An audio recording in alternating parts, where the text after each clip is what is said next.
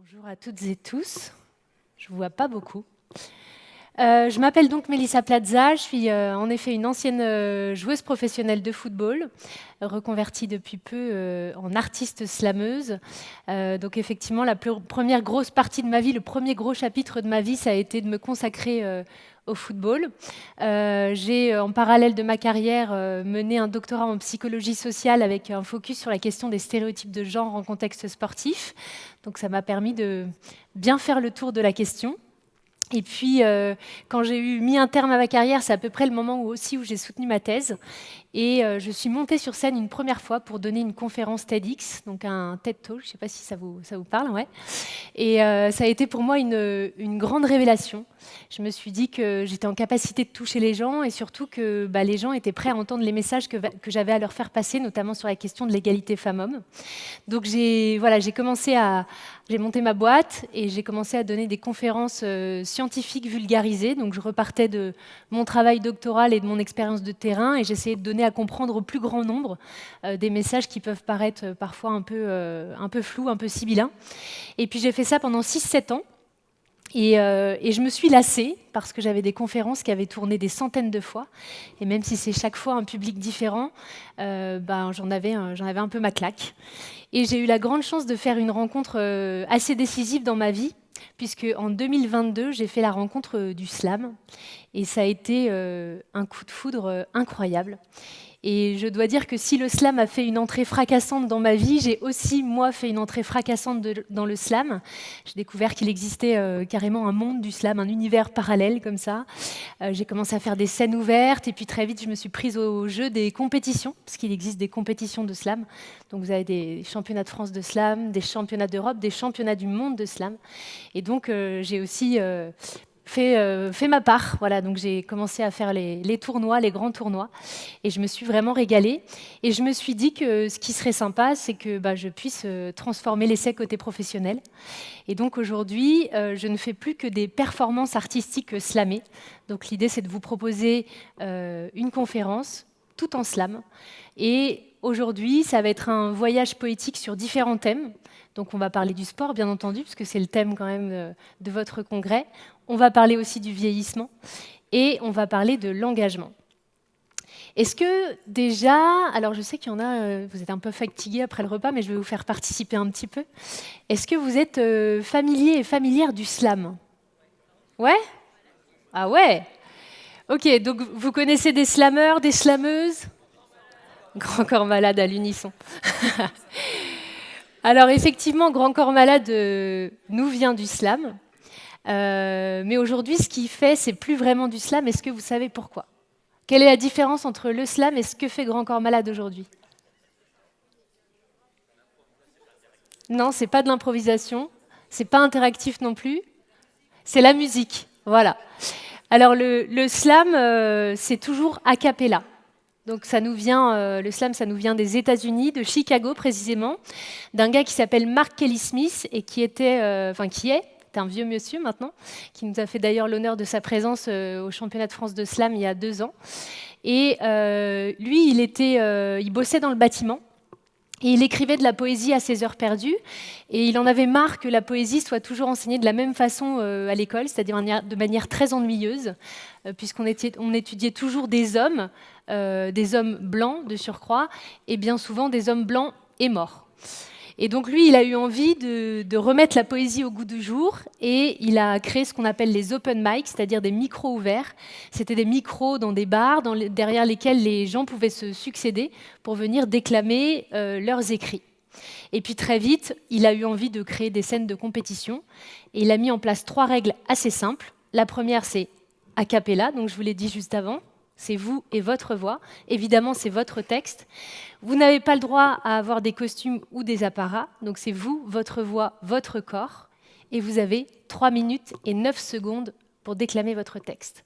C'est très précis. 3 minutes, c'est la durée. 9 secondes, c'est le rab que vous avez à disposition.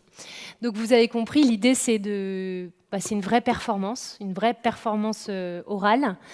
Vous avez 3 minutes. Alors 3 minutes, pour moi, ça correspond à peu près à un débit de presque 700 mots.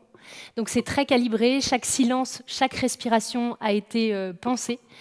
et vous n'avez pas le temps de trébucher sur les mots en 3 minutes, vous n'avez vraiment pas le temps. Donc aujourd'hui, ce que je vous propose, c'est un petit voyage poétique. Je vais vous déclamer plusieurs textes de mon répertoire. Et la particularité, c'est que j'ai aussi des textes sur mesure. J'écris souvent sur commande. Et donc aujourd'hui, vous avez la chance, puisque vous avez beaucoup de chance, parce que j'ai écrit pour l'occasion 2 textes pour vous. Un texte qui traite de la question de la vieillesse et un texte qui traite du sport et du vieillissement. Alors on va y aller progressivement. On va commencer par le texte en général que je joue d'emblée dans mes spectacles. Un texte qui s'intitule « Les dimanches n'ont jamais eu le goût de samedi », qui est un texte témoignage en fait. C'est un texte qui résume globalement ma carrière. Et ce texte, pour vous faire l'histoire, parce que j'aime bien raconter quelle a été l'idée à la base, quelle a été la rencontre, comment ça s'est passé, pourquoi je me suis mise à écrire ce slam. Et ce slam, il est né dans la voiture, en fait. J'étais en train d'accompagner mon amoureux à sa compétition de cyclocross. Je ne sais pas si ça vous parle, le cyclocross ? Ouais ? Bon, pour celles et ceux qui ne savent pas, en gros, c'est du vélo dans la boue, si je devais le résumer comme ça. Et je le voyais sur le siège passager à côté de moi, il était tout excité. Et je me suis retrouvée projetée des années en arrière, toute petite, quand moi aussi je trépignais d'impatience dès le jeudi soir parce que je savais que j'allais jouer au foot le samedi après-midi. Et vraiment, c'est une joie dévorante, vraiment débordante. Et je me souviens que ça m'animait vraiment des jours et des jours avant le match. Et je lui ai dit cette phrase aussi poétique que mystérieuse. Je lui ai dit, tu sais, je suis très contente de te voir comme ça, mais je ne peux pas m'empêcher de penser que mes dimanches à moi n'ont jamais eu le goût de samedi. Il m'a regardé, il m'a dit, c'est très beau, mais je ne comprends pas un strict mot de ce que tu me racontes. Donc je lui ai expliqué que cette joie intarissable qui m'animait petite, elle a disparu dès lors que je suis devenue footballeuse professionnelle. Je mets des guillemets, vous allez comprendre pourquoi. Et que j'ai commencé à jouer le dimanche après-midi. Parce que j'ai compris qu'en étant une femme dans le milieu du foot, ça allait être très compliqué pour moi d'exister. Et c'est ainsi que Les dimanches n'ont jamais eu le goût de samedi est né. Vous êtes prêtes ? Prêts ?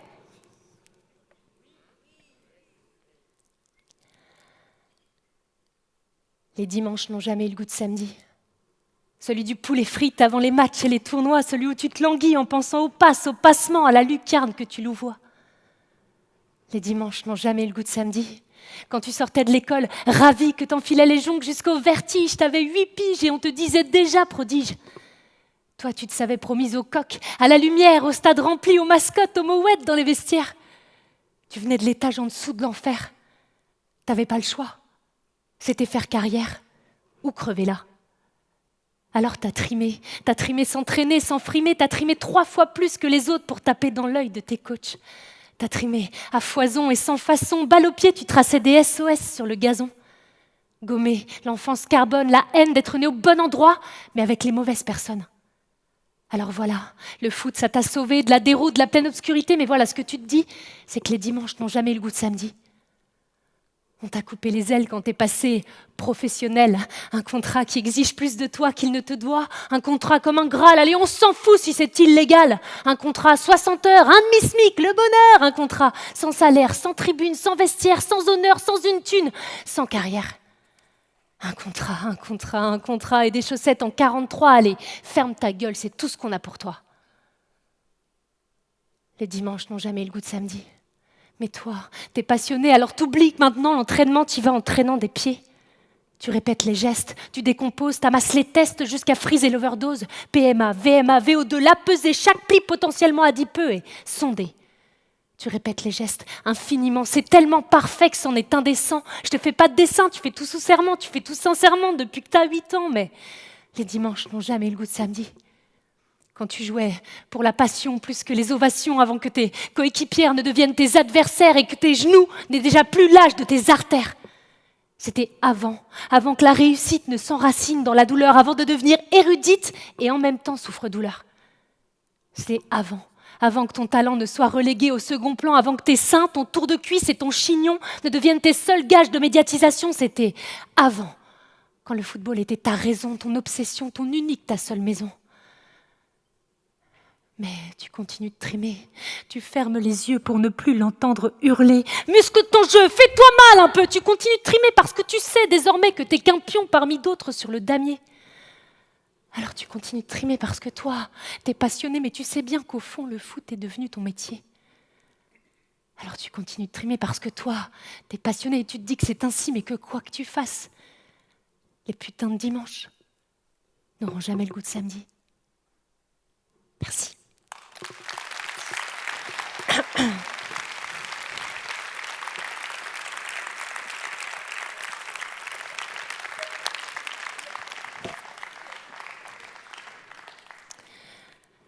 Alors vous avez compris, mon grand sujet normalement c'est l'égalité femmes-hommes. Mais aujourd'hui on va faire un petit pas de côté. Je vais vous présenter un texte que j'ai écrit sur mesure, alors pas pour vous, pas pour cette occasion, à l'occasion d'un séminaire qui s'adressait à des managers. Et l'objectif c'était de traiter de la question de l'engagement. Et quand on est sportif de haut niveau, on est forcément très engagé, vu le cœur et l'intensité qu'on met au quotidien dans notre sport. Mais je pense qu'en fait, dans la vie, on est tous et toutes des gens très engagés, notamment au travail. On n'a pas bien le choix, évidemment. Donc on s'était dit aujourd'hui que le texte sur l'engagement serait très approprié. Donc je vous propose ce texte-là. Donc vous avez vu, c'est 3-4 minutes à chaque fois. Voilà, je vous embarque sur un thème. Je vous emmène avec moi. S'engager. Existe-t-il un acte plus noble que celui de s'engager ? S'engager, vraiment, honorer ce serment contre lequel on a troqué tous nos avants pour que tous nos après soient proches de ce qu'on rêvait quand on était enfant. S'engager, par une promesse se lier, mettre en gage quelque chose, son amour, son envie, son savoir, son énergie, mettre en gage quelque chose en retour d'autre chose qui se vaut et même s'équivaut dans la jauge. S'engager, ou engage en anglais, les vœux réciproques de deux cœurs formulés et dans le marbre au moins les papiers administratifs estampillés. On dit s'engager pour une cause, mais avec quelqu'un. La nuance s'impose dès lors qu'on parle d'humain. D'ailleurs, on ne travaille pas. On travaille avec. Je ne sais plus qui disait ça, mais franchement, c'est le seul plan que tu peux tirer sur la comète. Malheureusement, dans la vie pro, j'ai le sentiment que l'engagement, il se boit au goulot. Les gens ont perdu le sens. Ils courent dans tous les sens avec frénésie, sans savoir ni pourquoi, ni avec qui. Et c'est une dinguerie, parce que l'engagement, c'est avant tout une quête de sens, de vie, d'avis, d'envie et de reconnaissance.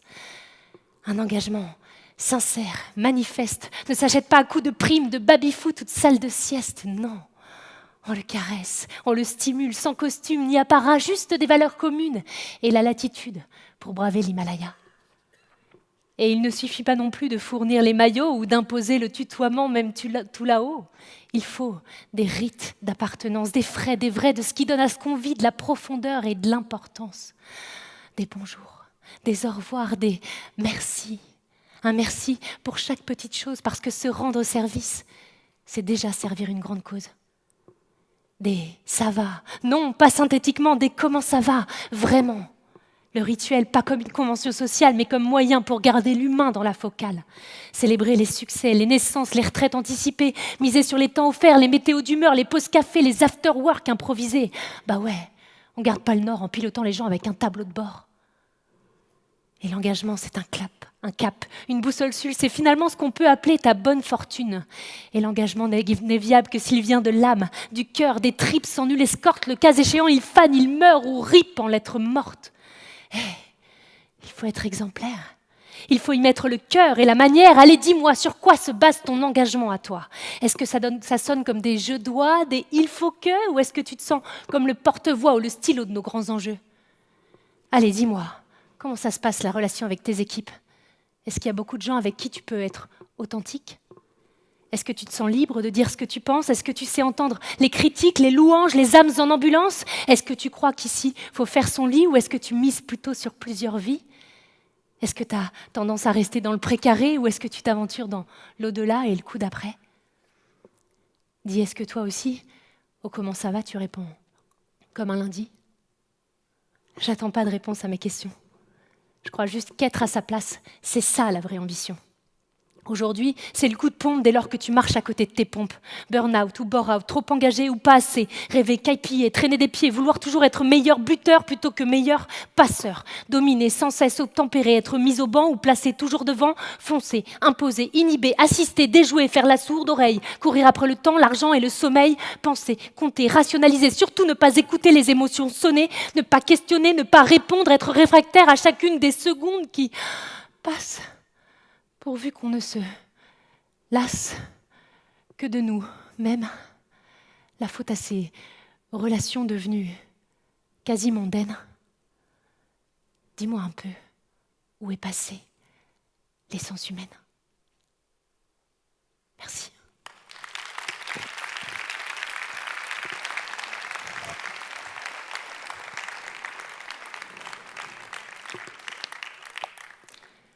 Tout va bien? Je vois que personne ne dort. Je suis absolument ravie. Alors, eh bien, nous en venons au fait. J'ai écrit un texte qui s'intitule « C'est quoi être vieux? C'est quoi être vieille ?» Je ne pourrais pas vous dire que c'est quelque chose de généralisable, puisque pour ce faire, j'ai mené des entretiens avec des gens qui sont des résidents d'EHPAD, mais aussi d'autres personnes âgées qui ne sont pas en EHPAD. Et voilà, ça a donné ce texte qui s'intitule « C'est quoi être vieux ?» dont vous avez peut-être vu un extrait. Vous avez vu le clip? Super. Bah, vous allez avoir la version intégrale.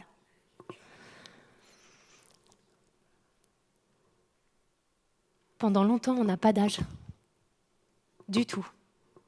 On s'affranchit de tout, du temps et de ses séquelles. On brûle la vie par les deux bouts parce qu'on se croit immortel.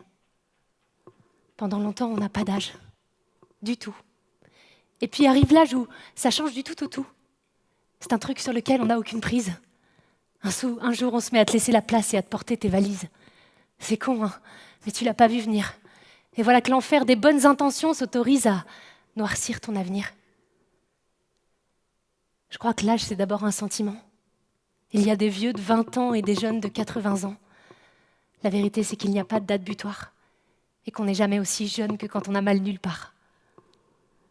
L'âge, c'est d'abord un sentiment, oui, mais c'est aussi et surtout celui qu'on a dans les yeux des gens. On entre dans l'âge par des termes empruntés. On nous appelle gauchement les seniors, les silvers, les anciens, les aînés. Les mots rusent, contournent pour ne pas être injurieux. Ils s'excusent quand ils ont à user du mot vieux. Tout ce jargon, ces expressions qu'on nous coltine, mais depuis quand vieillir est-il devenu has-been? Aujourd'hui, on fuit l'âge comme la peste. On s'assume, on retarde, on s'empêche. Mais assumer quoi au juste? Que c'est un privilège d'être là et qu'on va reprendre du bonus? Ajoutons qu'ici, la moitié de la population s'est vue très tôt affublée d'une date de péremption.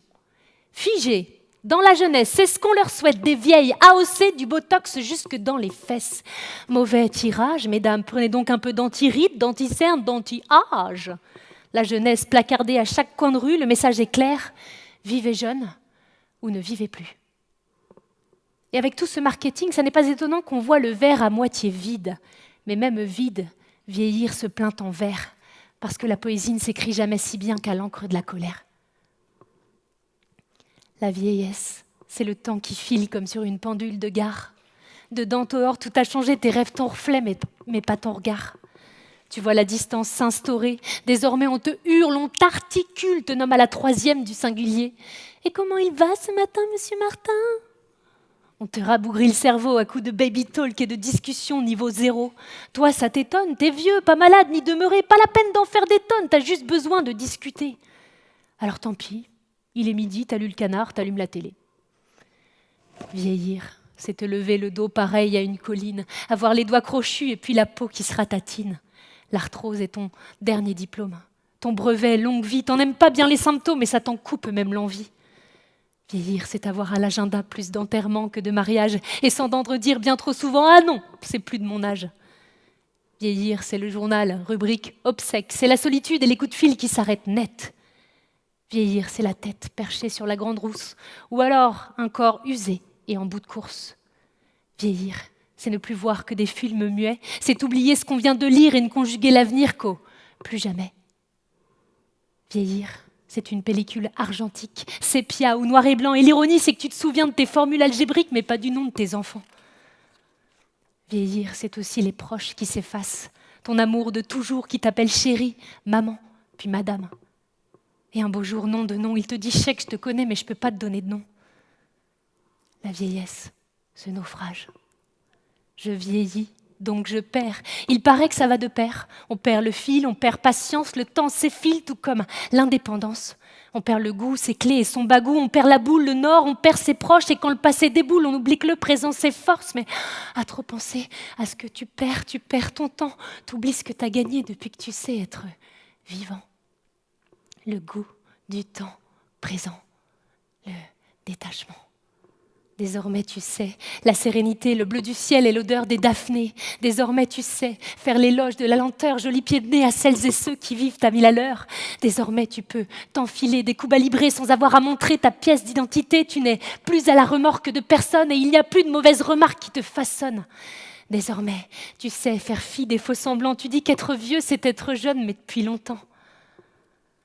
Désormais, la vieillesse ne te fait ni froid, ni chaud. Les gosses t'observent, ils admirent les sillons perplexes et les os qui affleurent sous ta peau.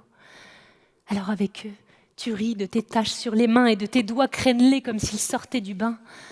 Avec eux, tu ris de ton pacemaker et du coup de vieux que t'as pris quand on t'a mis ce radio de réveil du cœur. Avec eux, tu ris de la mort comme de la vie. Tu les rassures, car une chose est sûre, tu n'as plus peur de quitter le navire. Parce qu'une fois repu, la vérité, c'est que la mort, on la désire. Et comme disait ma copine Raymonde, sois tranquille, sur ce point, il y en aura pour tout le monde. Merci.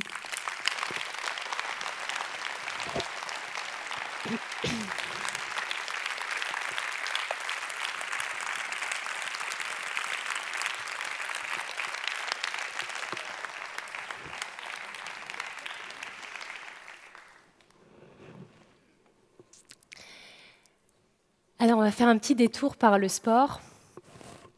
C'est un texte qui avait vocation à être au départ une ode à la course à pied. Et je ne devais pas être dans le bon mood ce jour-là, parce que du coup, c'est devenu un portrait très satirique du sport. Ce texte s'appelle « Le sport, c'est la santé ». Et comme vous allez le comprendre, c'est très ironique. C'est un texte sur lequel vous pouvez participer. Je vous invite à participer. Vous êtes toujours là ?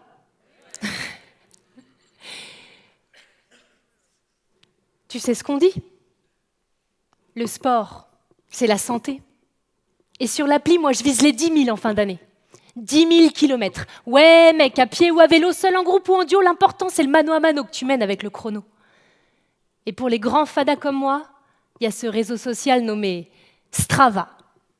Une seule loi, ici, c'est je suis, donc je suis. Ici, on s'élève et on se clash, jamais de grève parce qu'on est humain de première classe. Ici, tu cours et tu affiches. Tu cours, tu postes et puis t'attends que ça réagisse. Ici, on te donne des kudos en guise de like. Pas de raison que tu doses quand t'es chaussé des dernières Nike. Paraît que le sport, c'est la santé. Alors chaque jour, à l'agenda, ton sport est poinçonné. Et t'as beau faire 1, 2 ou 3 séances, t'es jamais rassasié. Le sport, chez toi, a fait mentir Maslow. Aujourd'hui, pour vivre, il te faut respirer, boire, manger, mais par-dessus tout, mouiller le maillot. Dans ton quotidien, il y a de la place pour tes séances de sport, ouais, mais visiblement aucune pour soigner l'envers de ton décor. Alors une fois par jour, tu cours, short, basket, Garmin sur le poignet. Qui a dit que faire du sport en pleine nature te permettait de déconnecter ? Alors tu cours et tu publies et sois tranquille, sur l'appli, aucun de tes moves ne sera omis. Vélo taf, tennis, kayak, balade digestive, tout le monde doit savoir que tu es au top de la vie active. Tu cours toute l'année, tu te tires la bourre, tu cours après le gras, le salé, le sucré, tu cours parce que trop gras, trop salé, trop sucré. Mais tu sais ce qu'on dit, le sport, c'est la santé. Strava, c'est le Insta de tout ce qui fait de toi un être instable. Ton estime tabassée depuis l'enfance, t'as vite compris que savoir courir serait une chance. Le problème, vois-tu, c'est la tournure que ça a pris. Dans leur jargon, d'ailleurs, ils appellent ça bigorexie. Mais ça va, t'es pas seul. Regarde sur Strava, ça dégueule. Ici, c'est le marketplace des vieux complexes. Viens donc placarder un peu de toi, ou du moins ce qu'il t'en reste. Hey, pas de quoi se sentir patraque. Ici, pas un pas n'est passible de passer à la trappe. Kilomètres, allure, puissance, calories, voilà de quoi faire un zoom sur ta psychologie. Strava, ou le meilleur mea culpa de ton vilain TCA. TCA, trouble du comportement alimentaire. La vérité, c'est que tu sais plus quoi faire pour te plaire. Alors tu cours, t'empiles, t'additionnes. Je sais, c'est ça ton but ultime, c'est de ramasser des couronnes, être championne d'une portion infime, d'un segment, qu'importe pourvu que tu trônes sur le podium juste un instant. Mais douce, la première marche est éphémère. Inspire, reprends ton souffle parce que demain tout est à refaire. Quitte pas ta montre, même pour dormir, reste connecté, laisse les nombres te dire si t'es vraiment en bonne santé. Inspire, reprends ton souffle, demain tout est à refaire parce qu'une médaille ne vient jamais sans un revers. Même si, tu sais ce qu'on dit, le sport, c'est la santé. Au fait, c'est quand la dernière fois que t'as fait du sport pour ta santé ? Merci.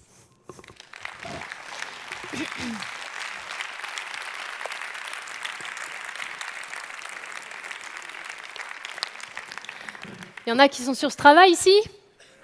N'hésitez pas à me suivre. Hein.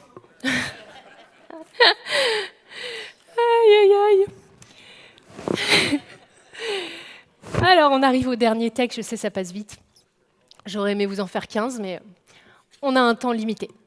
Deuxième texte écrit sur mesure pour vous. Alors, pour la petite anecdote, quand j'ai écrit le premier, on m'a dit « Oh, quand même, c'est pas très positif.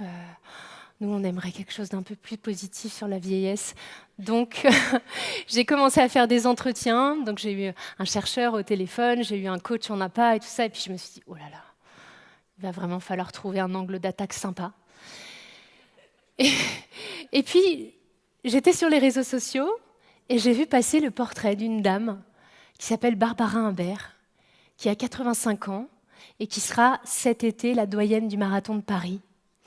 Et alors, je me suis mise en tête de trouver son numéro de téléphone parce qu'il fallait absolument que je puisse échanger avec elle. Et du coup, le texte sur le sport et le vieillissement est un texte qui s'intitule Barbara Humbert. Quel beau modèle quand même.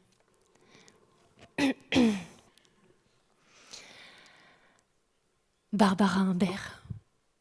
Elle s'appelle Barbara Humbert. Ça s'invente pas. Voilà de quoi oublier l'affreux beau-père de Nabokov dans Lolita. Elle s'appelle Barbara Humbert. Elle est née au début de la Seconde Guerre, au pied de la forêt noire. Et les tombes, les jeux dans les trous de bombes, c'est encore frais dans sa mémoire. Elle a commencé le sport sur le tard. Avant ça, bien sûr, il y a eu quelques brasses l'été et un peu de ski l'hiver, à peine un ABC de ce qui sait la distraire. Elle a commencé le sport sur le tard et montré à tous qu'en matière de santé, mieux vaut tard que jamais. Et à la question plus tard, qu'est-ce que tu veux faire ? Aujourd'hui, je réponds, courir, comme Barbara Humbert. 85 printemps, 59 marathons, faire fi des effets du temps autant que du qu'en dira-t-on ? Cet été, elle s'essaiera une fois encore sur la distance reine, elle, la doyenne, la mentor qui du bout de ses orteils fait rêver tout le commun des mortels.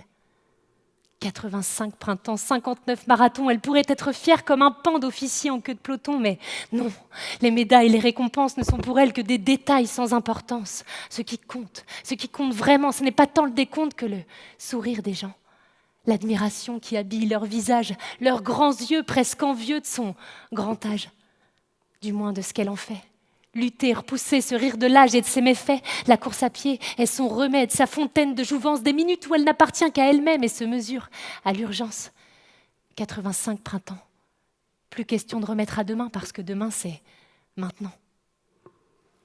La course à pied et sa respiration, son leitmotiv, sa seule motivation, c'est que basket au pied, elle se sent vivre. 85 printemps, 59 marathons, le cœur dans les tympans, la tête, le corps au diapason, elle a ce je ne sais quoi, cette même faim, cette même joie. Et à la fin, elle fend la foule, le cœur plein, si elle s'arrête, elle sait qu'elle rouille. 85 printemps, évidemment, elle va moins vite qu'avant, elle dit que l'âge nous rattrape sur l'effort, toujours bien plus que sur la vie de tous les jours, mais qu'importe. L'important, ce n'est pas ces minutes qui s'envolent, mais de laisser à la porte tous ces clichés qu'on nous colle. D'ailleurs, régulièrement, ses copines se font conseil. « Mais enfin, Barbara, c'est plus de ton âge !» Mais elle mate les reportages, suit les parcours en temps réel. Groupies chéris qui passent leur vie dans le sofa, les chines courbées, la tête remplie de « je ne peux pas ». Aucun reproche. Bien entendu, chacun s'accroche comme il peut dans cet inconnu.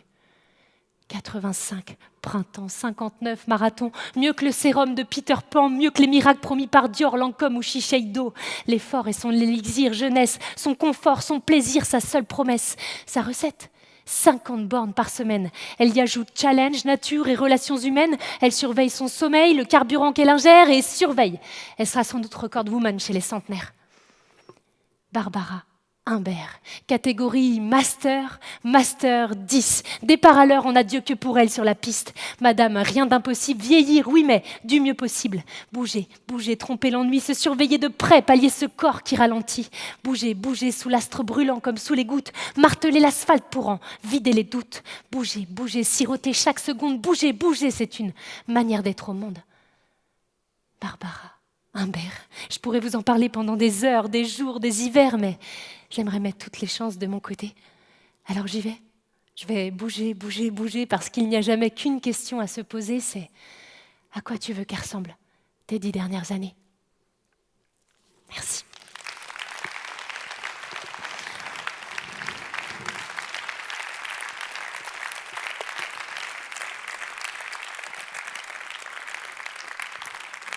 Merci beaucoup. Merci beaucoup. Un tonnerre d'applaudissements, s'il vous plaît, pour Mélissa. Merci. Ouais, bien sûr. On a encore une petite dizaine de minutes. Donc, si jamais des personnes dans la salle, voilà, vous voulez en savoir un petit peu plus, vous avez des questions à poser à Mélissa voilà, sur son travail, sur son parcours. Voilà, je vois déjà un monsieur qui lève la main juste là. En tout cas, merci beaucoup. 59 marathons. Ouais. Ça fait 59 de plus que moi. Ouais, 59e marathon cet été, ouais. C'est très impressionnant. Bonjour, je suis Vincent Ronca, consultant formateur. Merci pour ce partage tout à l'heure. Et une question un peu personnelle, est-ce que vous jouez encore au football ? Non, je joue plus au foot depuis 1 an et demi. J'ai fait une espèce d'overdose d'un coup. Je n'ai pas retouché un ballon depuis. Par contre, je fais encore beaucoup de sport, vous l'avez compris. Donc je fais beaucoup de vélo. Et donc en ce moment, je prépare surtout des courses de vélo. Merci. Je suis cycliste aussi, mais pas footballeur. Cool.